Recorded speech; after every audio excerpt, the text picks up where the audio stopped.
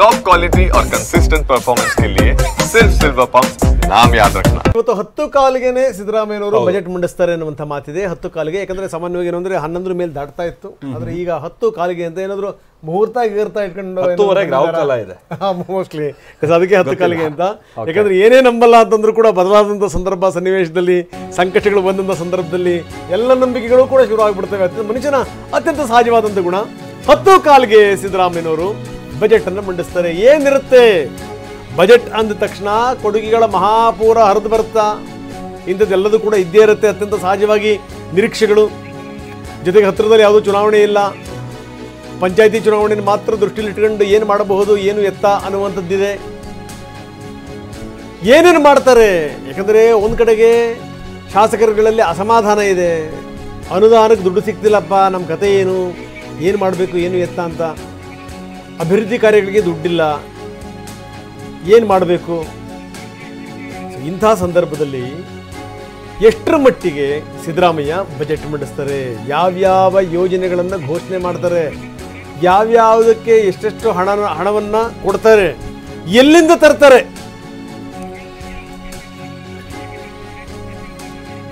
ಬರೀ ಇದಕ್ಕೆ ಸಂಬಂಧಪಟ್ಟಂಗೆ ಮಾತಾಡಲಿಕ್ಕೆ ಮರಂಕಲ್ಲವರು ನಮ್ಮ ಜೊತೆಗಿದ್ದಾರೆ, ಹಿರಿಯ ರಾಜಕೀಯ ವಿಶ್ಲೇಷಕರು.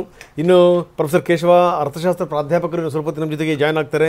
ಸುರಭಿ ಹೊದಿಗೆರೆ BJP ವಕ್ತಾರರು ನಮ್ಮ ಜೊತೆಗೆ ಜಾಯ್ನ್ ಆಗ್ತಾರೆ. ತೇಜಸ್ವಿನಿ ಗೌಡ ಕಾಂಗ್ರೆಸ್ ವಕ್ತಾರರು ನಮ್ಮ ಜೊತೆಗಿದ್ದಾರೆ. ದೇವರಾಜು JDS ವಕ್ತಾರರು. Lohith chartered accountant. ಕೃಷ್ಣಮೂರ್ತಿ ಕೃಷಿ ತಜ್ಞರು. ಮತ್ತು ಮೈಸೂರಿನಿಂದ ಗೃಹಿಣಿಯರು ಕೂಡ ಮಾತಾಡ್ತಾರೆ. ಯಾಕಂದರೆ ನಾವು ನೋಡ್ತೀವಿ 5 ಘೋಷಣೆಗಳೇನಾದವಲ್ಲ, ಗ್ಯಾರಂಟಿಗಳು, ಆ ಗ್ಯಾರಂಟಿಗಳು ಎಷ್ಟರ ಮಟ್ಟಿಗೆ ಮುಟ್ಟಿದೆ ಅನ್ನುವಂಥದ್ದು ಒಂದು ಕಡೆಗೆ.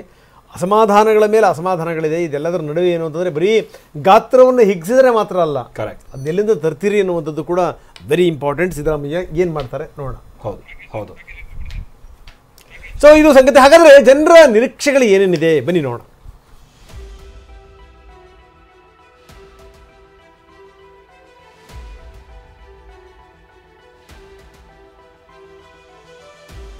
ಬೆಲೆ ಇಳಿಕೆಯಾಗುತ್ತೆಂಬ ನಿರೀಕ್ಷೆ ಗರಿಗೆದರಿದೆ. ಅನುದಾನ ಸಿಗುತ್ತೆಂಬ ಆಕಾಂಕ್ಷೆ ಚಿಗುರೊಡೆದಿದೆ. ಮರೀಚಿಕೆಯಾಗಿರೋ ಅಭಿವೃದ್ಧಿ ಆಸೆಯ ಕಣ್ಣು ತೆರೆದಿದೆ. ಜನಸಾಮಾನ್ಯರಷ್ಟೇ ಅಲ್ಲ, ಶಾಸಕರೇ ನಮಗೊಂದಿಷ್ಟು ಅನುದಾನ ಸಿಗಬಹುದು ಅಂತ ಆಸೆಯ ಬೆಟ್ಟ ಹೊತ್ತು ಬಜೆಟ್ನತ್ತ ದಿಟ್ಟಿಸಿ ನೋಡ್ತಿದ್ದಾರೆ.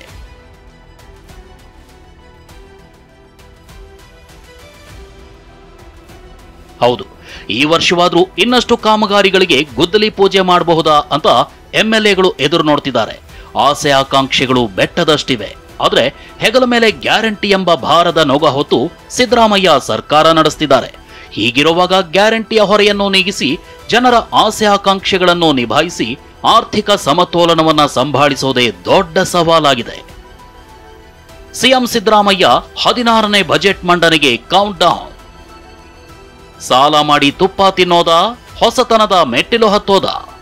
ಹಣಕಾಸು ಸಚಿವರು ಆಗಿರೋ ಸಿಎಂ ಸಿದ್ದರಾಮಯ್ಯ ತಮ್ಮ ಅವಧಿಯ ದಾಖಲೆಯನ್ನೇ ಮುರಿದು 16ನೇ ಬಾರಿಗೆ ಬಜೆಟ್ ಮಂಡಿಸಲು ಮುಂದಾಗಿದ್ದಾರೆ.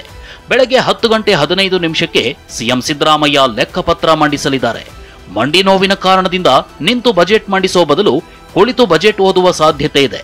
ಗ್ಯಾರಂಟಿ ಯೋಜನೆಗಳಿಗೆ ಬರೋಬ್ಬರಿ 52,000 ಕೋಟಿಗೂ ಹೆಚ್ಚು ಮೊತ್ತವನ್ನ ವ್ಯಯಿಸ್ತಾ ಇರುವ ಕಾಂಗ್ರೆಸ್ ಸರ್ಕಾರದ ಮೇಲೆ ಈ ಬಾರಿ ಬಹಳ ನಿರೀಕ್ಷೆ ಗರಿಗೆದರಿದೆ. ಹಾಗಾದ್ರೆ ಏನೆಲ್ಲ ಯೋಜನೆಗಳು ಘೋಷಣೆಯಾಗೋ ಸಾಧ್ಯತೆ ಇದೆ ಅಂತ ನೋಡೋದಾದ್ರೆ, ಮೇಕೆದಾಟು ಯೋಜನೆಗಿರುವ ಅಡೆತಡೆ ನಿವಾರಣೆಗೆ ಕ್ರಮ ಕೈಗೊಂಡು ಶೀಘ್ರ ಕಾಮಗಾರಿ ಆರಂಭಿಸಲು ಅಗತ್ಯ ಆರ್ಥಿಕ ನೆರವು ನೀಡೋ ಸಾಧ್ಯತೆ ಇದೆ. ಕೃಷ್ಣಾ ನ್ಯಾಯಾಧೀಕರಣ 2 ಗೆಜೆಟ್ ಹೊರಡಿಸಲು ಕ್ರಮ ಕೈಗೊಳ್ಳೋ ಸಾಧ್ಯತೆ ಇದೆ. ಇದರ ಜೊತೆಗೆ ಕಳಸಾ ಬಂಡೂರು ಯೋಜನೆಗೆ ಪರಿಸರ ಇಲಾಖೆ ಅನುಮತಿ ಪಡೆದು ಕಾರ್ಯರೂಪ ಬರೋ ಸಾಧ್ಯತೆ ಇದೆ. ಇದಿಷ್ಟೇ ಅಲ್ಲ, ಜಲಸಂಪನ್ಮೂಲ ನಿಯಂತ್ರಣ ಪ್ರಾಧಿಕಾರ ರಚನೆ, ಜಲಸಂಪನ್ಮೂಲ ವಿಶ್ವವಿದ್ಯಾಲಯ ಸ್ಥಾಪನೆ, ಅಣೆಕಟ್ಟುಗಳ ಗೇಟ್ಗಳ ಆಧುನೀಕರಣ ಮತ್ತು ನವೀಕರಣ, ಗಂಗಾರತಿ ಮಾದರಿಯಲ್ಲಿ ಕೆಆರ್ಎಸ್ನಲ್ಲಿ ಕಾವೇರಿ ಆರತಿ ಆರಂಭಿಸೋ ಸಾಧ್ಯತೆ ಇದೆ. ನೀರು ಬಳಕೆದಾರ ಸಹಕಾರ ಸಂಘದ ಒಕ್ಕೂಟ ರಚನೆಯಾಗೋ ಸಾಧ್ಯತೆ ಇದೆ. ನೀರಾವರಿ ಕ್ಷೇತ್ರವಷ್ಟೇ ಅಲ್ಲ, ಶಿಕ್ಷಣ ಕ್ಷೇತ್ರದಲ್ಲೂ ಕ್ರಾಂತಿಯಾಗಬೇಕಿದೆ. ಇದಕ್ಕಾಗಿ ಹೊಸದಾಗಿ ಮತ್ತಷ್ಟು ಕರ್ನಾಟಕ ಪಬ್ಲಿಕ್ ಶಾಲೆಗಳನ್ನು ಸ್ಥಾಪಿಸೋ ಬಗ್ಗೆ ಬಜೆಟ್ನಲ್ಲಿ ಘೋಷಣೆಯಾಗೋ ನಿರೀಕ್ಷೆ ಇದೆ. ಉನ್ನತ ಶಿಕ್ಷಣ ಇಲಾಖೆಯಲ್ಲಿ ಹೊಸ ನೇಮಕಾತಿ, ಪಾಲಿಟೆಕ್ನಿಕ್ ಮತ್ತು ಇಂಜಿನಿಯರಿಂಗ್ ಕಾಲೇಜುಗಳಿಗಾಗಿ ನೂತನ ಕಟ್ಟಡಗಳಿಗೆ ಅನುದಾನ ಸಾಧ್ಯತೆ ಇದೆ ಎನ್ನಲಾಗ್ತಿದೆ. ಇನ್ನು ಐತಿಹಾಸಿಕ UVCE ಕಾಲೇಜು ನವೀಕರಣ, ಹೊಸದಾಗಿ ಕರ್ನಾಟಕ ಪಬ್ಲಿಕ್ ಶಾಲೆಗಳ ಸ್ಥಾಪನೆ, 5,000 ನೂತನ ಶಾಲಾ ಕೊಠಡಿಗಳ ನಿರ್ಮಾಣ, 15,000 ಶಿಕ್ಷಕರ ನೇಮಕಾತಿ, 31 ಮೊರಾರ್ಜಿ ದೇಸಾಯಿ ಮಾದರಿ ವಸತಿ ಶಾಲೆ, ಕಾರ್ಮಿಕರ ಮಕ್ಕಳ ವಿದ್ಯಾಭ್ಯಾಸಕ್ಕೆ ವಿಶೇಷ ಒತ್ತು ನೀಡುವ ಸಾಧ್ಯತೆ ಇದೆ.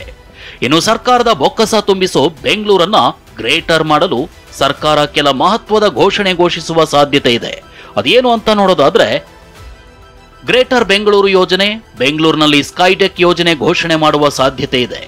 ಐಟಿ-ಬಿಟಿ ವಲಯದಲ್ಲಿ ನವೋದ್ಯಮ ಸ್ಥಾಪನೆಗೆ ನೆರವು, ರಸ್ತೆಗಳ ಗುಂಡಿ ಮುಚ್ಚಲು ವಿಶೇಷ ಅನುದಾನ, ಪೆರಿಫೆರಲ್ ರಿಂಗ್ ರಸ್ತೆಗೆ ಹೆಚ್ಚಿನ ಹಣ, ಟನಲ್ ರೋಡ್ ಕಾಮಗಾರಿ ಪ್ರಸ್ತಾಪ, ಹೊಸ ಮೆಟ್ರೋ ಮಾರ್ಗ ಸ್ಥಾಪನೆ, 2ನೇ ಏರ್ಪೋರ್ಟ್, ಹೊಸ ಬಿಸಿನೆಸ್ ಪಾರ್ಕ್ ನಿರ್ಮಾಣ, ಕ್ವಿನ್ ಸಿಟಿ ವಿಸ್ತರಣೆ ಜೊತೆ ಥರ್ಮಾ ಸಿಟಿ ಜೊತೆಗೆ ಫೈನಾನ್ಸ್ ಸಿಟಿ, ಸ್ವಿಫ್ಟ್ ಸಿಟಿ ನಿರ್ಮಾಣ, ಏರೋ ಪಾರ್ಕ್ ನವೀಕರಣದ ಬಗ್ಗೆ ಘೋಷಣೆ ಸಾಧ್ಯತೆ ಇದೆ ಎನ್ನಲಾಗ್ತಿದೆ.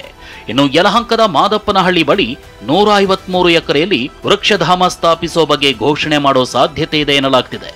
ಇನ್ನು ಆರೋಗ್ಯ, ಕಂದಾಯ, ಗೃಹ ಸೇರಿದಂತೆ ಬೇರೆ ಬೇರೆ ಇಲಾಖೆಗಳಿಗೆ ಏನೇನ್ ಬಂಪರ್ ಸಿಗೋ ಸಾಧ್ಯತೆ ಇದೆ ಅಂತ ನೋಡೋದಾದ್ರೆ, ರೋಗಿಗಳ ಹಿತದೃಷ್ಟಿಯಿಂದ ಆರೋಗ್ಯ ಇಲಾಖೆಯಿಂದಲೇ ಆಂಬ್ಯುಲೆನ್ಸ್ ಸೇವೆ ಆರಂಭಿಸೋ ಬಗ್ಗೆ ಘೋಷಣೆಯಾಗೋ ಸಾಧ್ಯತೆ ಇದೆ. ಅಷ್ಟೇ ಅಲ್ಲ, ಖಾಸಗಿ ಏಜೆನ್ಸಿಗಳ ಆಂಬ್ಯುಲೆನ್ಸ್ ಸೇವೆಗೆ ಕೊಕ್ ನೀಡೋ ಸಾಧ್ಯತೆ ಇದೆ.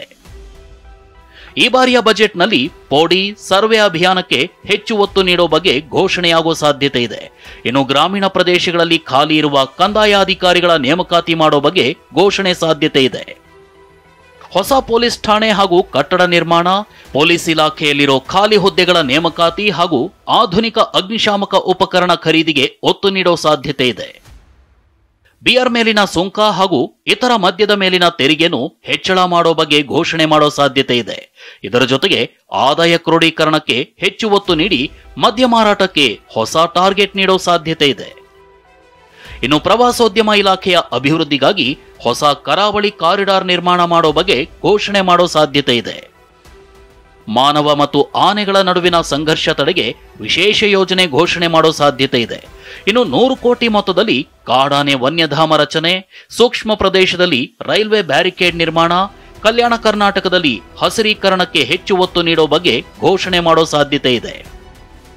ಹೊಸ ಬಸ್ ಖರೀದಿಗೆ ಹಣ ಮೀಸಲು, ಇಲಾಖೆಯ 2,000 ಕೋಟಿ ಸಾಲ ತೀರಿಸಲು ಸರ್ಕಾರದಿಂದಲೇ ಅನುದಾನ ಘೋಷಣೆಯಾಗೋ ಸಾಧ್ಯತೆ ಇದೆ.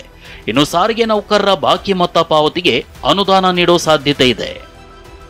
ಇನ್ನು ಗ್ರಾಮೀಣ ಭಾಗದಲ್ಲಿ ಉದ್ಯೋಗ ಸೃಷ್ಟಿ ಯೋಜನೆ, 2ನೇ ಹಂತದ ಸಿಟಿಗಳಲ್ಲಿ ಬಂಡವಾಳ ಆಕರ್ಷಣೆ ಯೋಜನೆ, ಆದಾಯ ಕ್ರೋಢೀಕರಣದ ಜೊತೆ ನೂತನ ಪಾಲಿಕೆ ಘೋಷಣೆ, ಕೃಷಿ ಇಲಾಖೆ ಯೋಜನೆಗಳನ್ನ ಸಂಪೂರ್ಣ ಡಿಜಿಟಲೀಕರಣ ಮಾಡೋ ಬಗ್ಗೆ ಘೋಷಣೆ ಮಾಡೋ ಸಾಧ್ಯತೆ ಇದೆ.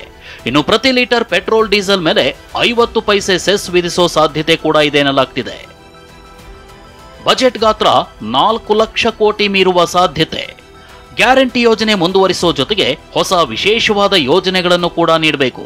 ಈ ಬಾರಿಯ ಬಜೆಟ್ ಗಾತ್ರ 4 ಲಕ್ಷ ಕೋಟಿ ಮೀರುವ ಸಾಧ್ಯತೆ ಇದೆ.